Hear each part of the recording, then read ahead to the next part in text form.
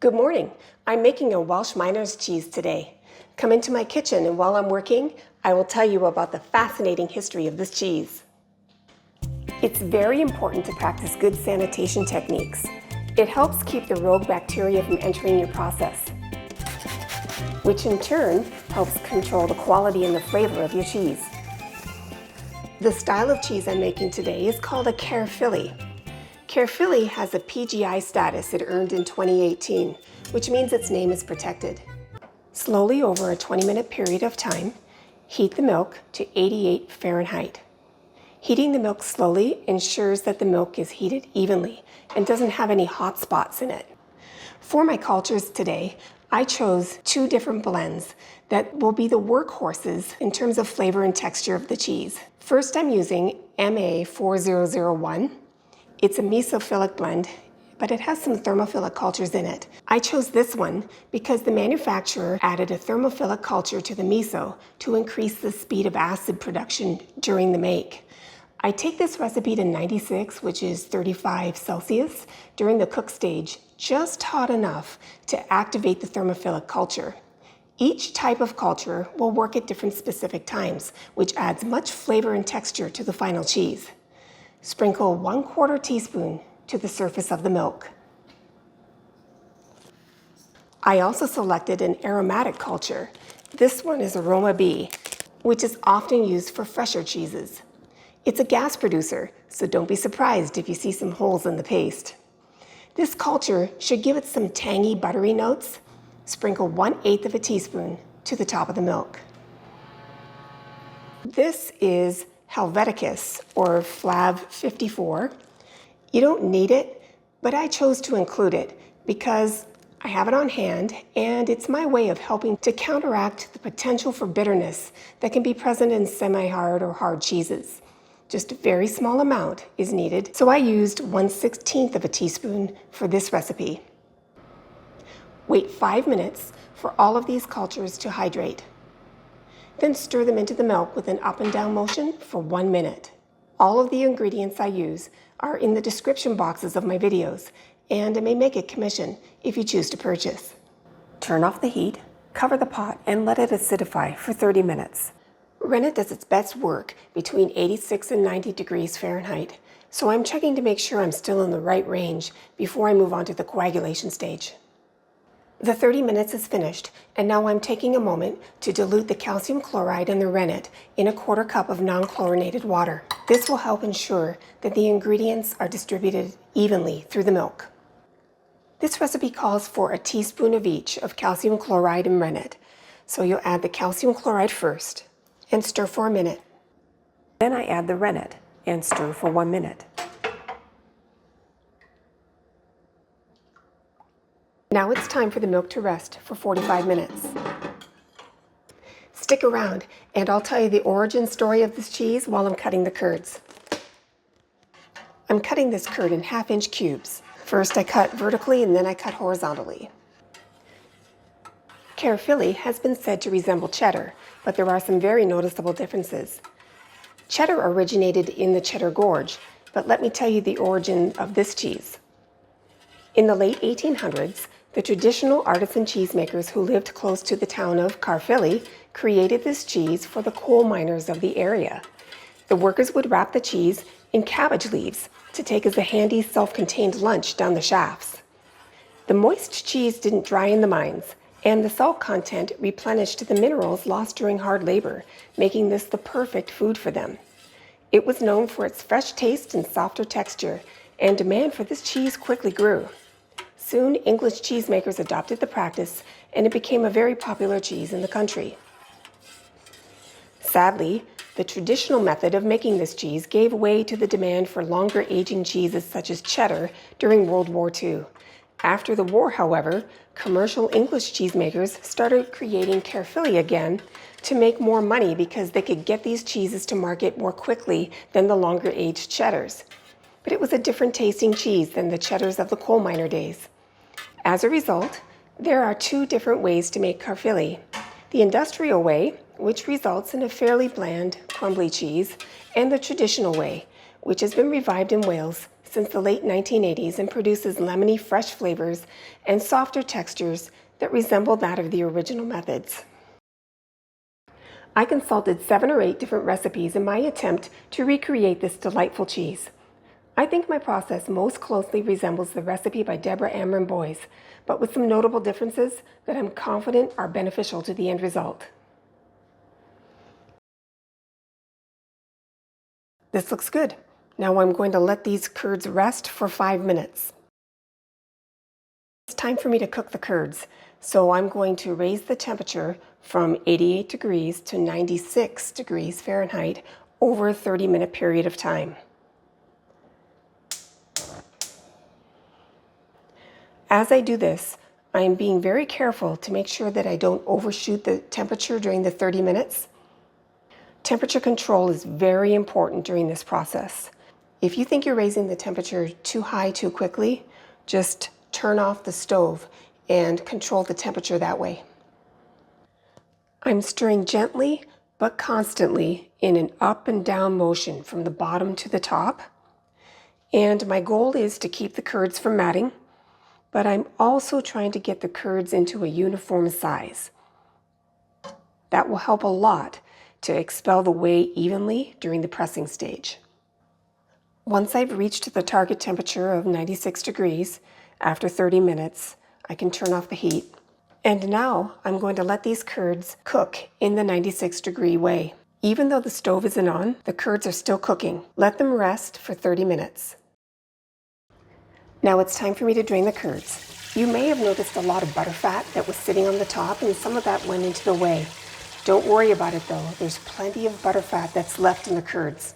I like to reserve the whey for other uses, like pancakes or biscuits, or my favorite, whey caramel.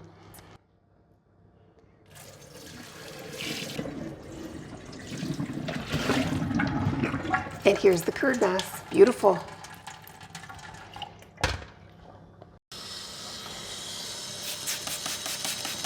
Each time I touch the curds, or touch something that touches the curds, I wash my hands. I probably wash them 15 to 20 times during the make.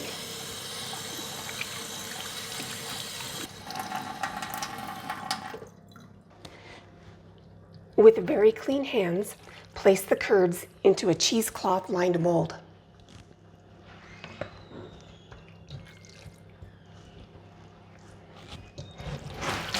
Hello. Hello, welcome home. How was the day? It was great. Once they're in the mold, I take the tails and I pull them up and just wrap them on the top. Place a follower on top.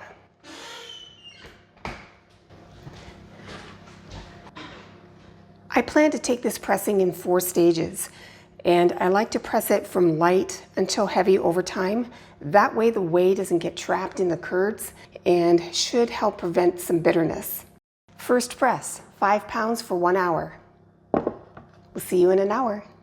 Let me get a close-up of the rate of whey expulsion at about 5 minutes at the first press. You'll notice it's dripping, not streaming. This is a good thing. And you'll also notice that that whey is clear. Cloudy looks opaque, like there's milk solids in it. Clear whey is a very good sign. It means I didn't stir too vigorously in the beginning. And this is what the rate of expulsion of whey looks like at 15 minutes. This is in preparation for the second press. I'm going to take it out and I'm just going to flip it right over. It's not very well knitted together yet, and that's okay. I'm sure the next press is going to take care of that.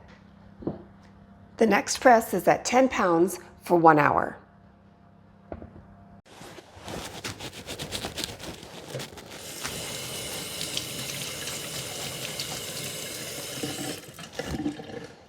Here we go, third press.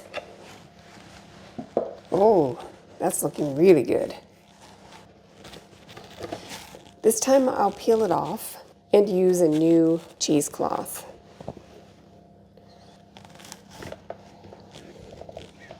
That's looking good. Followers back on, lid back on. third press is going to be for 15 pounds for 2 hours. Okay, last press. Woohoo! Oh, this is looking beautiful. Check it out. Yep. The rind is really coming together. So the surface is closing. This is good. If I had a closed mold, I would probably just slip it in at this point and not worry about a cheesecloth. But I need the cheesecloth because I'm working with a hoop. If I don't use cheesecloth with a hoop, it'll squish out the bottom. I'm going to cut the tails because I don't want them to leave impressions on the top of the cheese. So I'm just going to cut off the excess.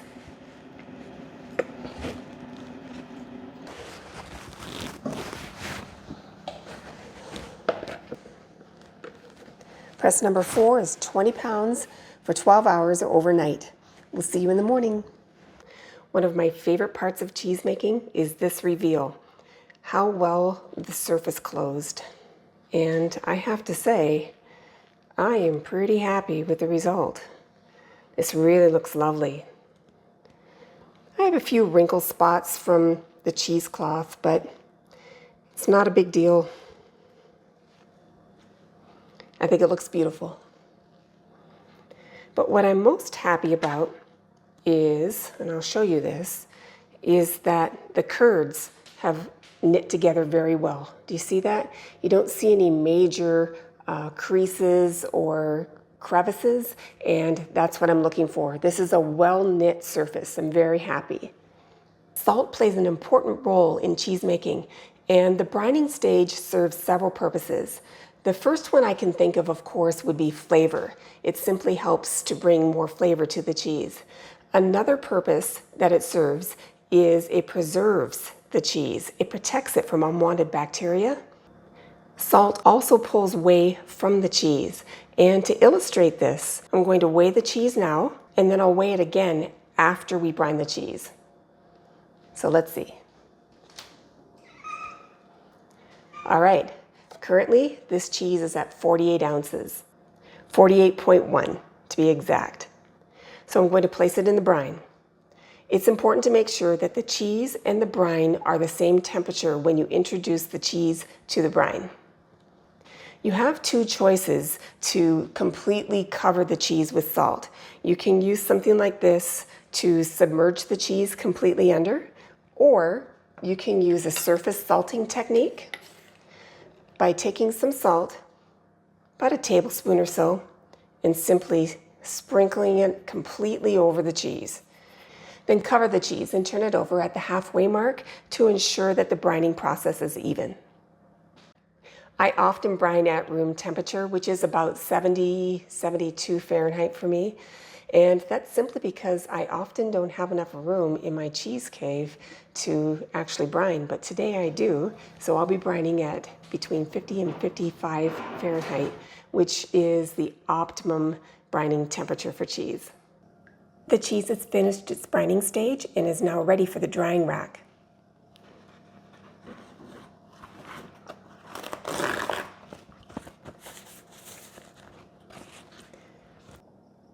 Let's see how much moisture the salt pulled out of the cheese. 46.1, that's exactly 2 ounces of whey that left the cheese during the brining stage. Salt is a natural desiccant, and part of its job during the brining process is to pull some of that whey out of the cheese. I'm going to do a little trimming because I didn't do a perfect job. It's a fine job. I don't mind if it's not completely perfect, but I wanted to show you this. Hopefully you can see this. Let's see. Yeah. See that little edge? I want to trim that off because it could give me a little bit of trouble when I age this cheese because I plan to do a natural rind technique. Here's my trick. Oh my gosh. I didn't expect that. All right. Take a very sharp knife and very gently just trim that edge off by lightly pressing against the mold. Be careful though, because you don't want to indent the mold because those cuts could harbor unwanted bacteria. My drying rack setup has good airflow. It's near a vent, but not completely over it, and I use a tent and a baker's rack to ensure that the air can be reached all the way around the cheese. Flip this cheese over every 12 hours and dry it for 2 to 3 days until it's completely dry to the touch. Oh my goodness, guys, I just remembered that I didn't video the step from the drying rack to the aging chamber. So let me just fill you in on how I've been natural aging this cheese. I've been aging it in a natural state for 11 days already. So I'll catch you up on what I did. If you've never tried your hand at a natural rind, a Caerphilly is a great opportunity to begin because it has a very short aging time, from 3 weeks to 2 months. Let me explain to you what I've been doing with this cheese over the last 11 days. I took some notes, so you may see me refer to them from time to time because there are a few things I want to relay to you and I don't want to forget anything. So let's begin with the container itself. When choosing a natural rind container, the important thing to remember is you want to have at least a 50-50 ratio of space around in the container and the cheese itself. In other words, you don't want the cheese to be too close to the edge. And the reason for that is you need airflow. It's important to the development of the rind. I placed an aging mat on the bottom of the container, and I'm using chopsticks to keep the cheese off the floor of the container itself. That should help ensure that there's airflow all the way around the cheese. I keep my aging container clean. If there's any moisture buildup, I make sure that I wipe it off so that there isn't too much condensation. This cheese requires a humidity range of 80 to 85%, and a way to ensure that you're in that range is to use one of these. It's a hygrometer, and it measures both temperature and humidity. And I can't do a natural rind without one of these because it really helps me stay in that range. I mean, you can guess it, but this really takes the guesswork out of it. If there's too much humidity, all you need to do is crack the lid open while it's aging. If there isn't enough humidity, then you can take a sponge and wet it, and then just place it inside the chamber and work with those two things to help keep this cheese at that optimum range of 80 to 85%. The goal of a Caerphilly is to cover this cheese with a white, sandpapery, almost scaly type of mold, and that's already begun to happen. You can see that right there. That's pretty cool. So this is what it looks like at 11 days. I've been flipping this cheese every day and checking for unwanted molds, like green or blue. I don't want those molds on this cheese. And the best way to remove unwanted blue or green mold is to take either a dedicated brush and just brush it off, or you could also wipe it off with a dry paper towel that's been pulled from an unused paper towel roll. When I pulled this out of the cave, it was at 82% humidity, which is just perfect. And I haven't even needed to use sponges to raise the humidity yet because the moisture in the cheese is doing the job for me, which is pretty cool. So I'm just going to place the lid back on, and I'm going to keep it ajar. And I'm going to continue to age it this way, flipping it daily, checking for unwanted mold, and brushing it off if I need. We'll see you in a few weeks. Oh my goodness, guys, I have been a little preoccupied. I've been away for 5 days, and I've been tending for the cheese, and I had forgotten to tend to it in between coming and going. So I'm going to try and do this in one take, all right, because it's 102 degrees outside, and I prefer to take care of my mold brushing outside because I don't want any of the spores inside the house so they couldn't affect future cheeses. So here we go. I didn't attend to this for 5 days. I feel so bad for this cheese. I'm so sorry, but I got married, and I planned to check on it between the marriage and the honeymoon, and I forgot. So that's all right. This is day 22, and here we are. So I'm just going to show you how I clean this cheese. I'm not sure how well you can see this. I'll pull it up like that. But the cheese itself has some blue and green mold, which is not a big deal. But when I see that, I don't want it. And so my favorite way to take care of it is to use dry tools in the beginning. So I'm going to brush it off with a dedicated brush, and then I'm going to also wipe it off with some clean paper towels from an unused paper towel roll. So that's my plan. The reason I'm dry brushing it is because I don't want to use the wet, because if I did that, I would just smear all that mold spores around, and then the whole thing would turn blue and green in a couple of days. And I'm trying to avoid that as much as possible. So I'm just trying to bring it up and away. That white sandpapery mold is also there. It's in between the blue and the green, so that's good.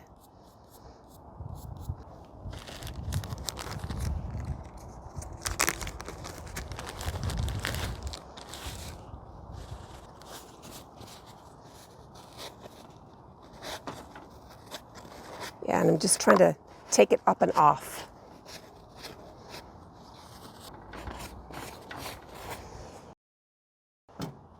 I am going to continue to age it another day or two before I do the taste test.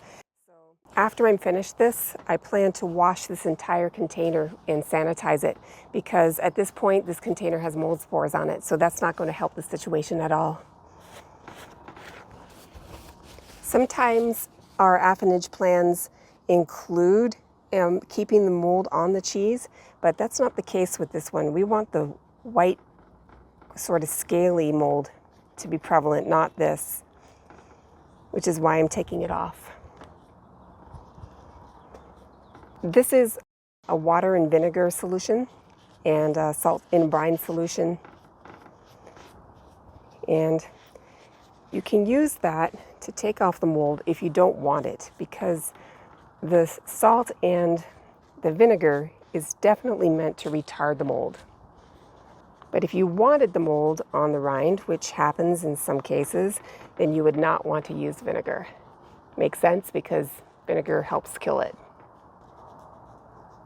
I'll clean up the box and put the cheese back, and I will see you tomorrow for the taste test.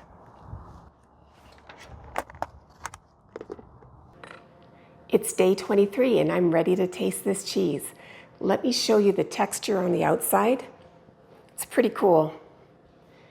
Get it a little closer. It's sandpapery and white. It's very rough, almost scaly. The blue mold was easy to take care of. It came off without any problem. And I'm pretty excited about this cheese. It's a short ager.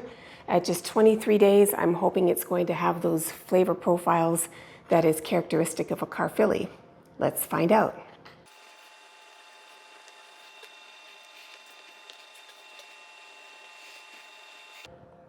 I never get tired of cracking open a cheese for the first time. It's always exciting. Ooh. Let me show you the texture. That looks great. One of the cultures had some gas blowing tendencies, and that could also be somewhat mechanical, but either way, I'm definitely not concerned about those holes. Ooh, that is a fantastic smell. Let's see how it tastes. I'm expecting it to be salty and hopefully a little lemony.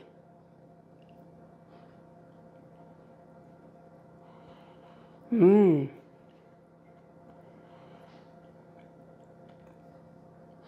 Oh my goodness. This is a nice cheese. It tastes like salty buttermilk. And a little lemony, but still buttery. It's really good.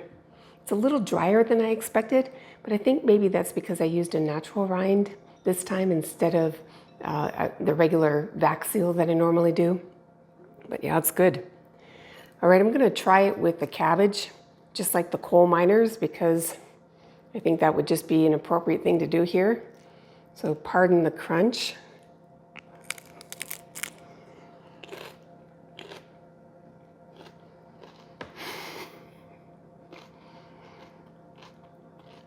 It's kind of weird.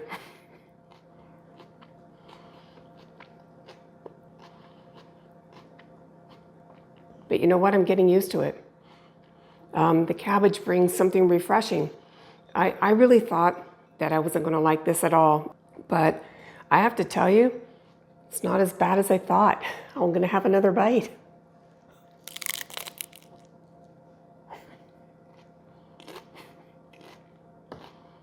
Who knew? Well, that was unexpected and surprisingly delightful. I think maybe the Welsh miners had something on us that we didn't really understand, because that was far more tasty than I expected. All right, there it is. Short aging, delicious, easy Welsh miners cheese. I hope you give it a try. Thank you so much for watching. We appreciate your support, and we'll see you in the next episode.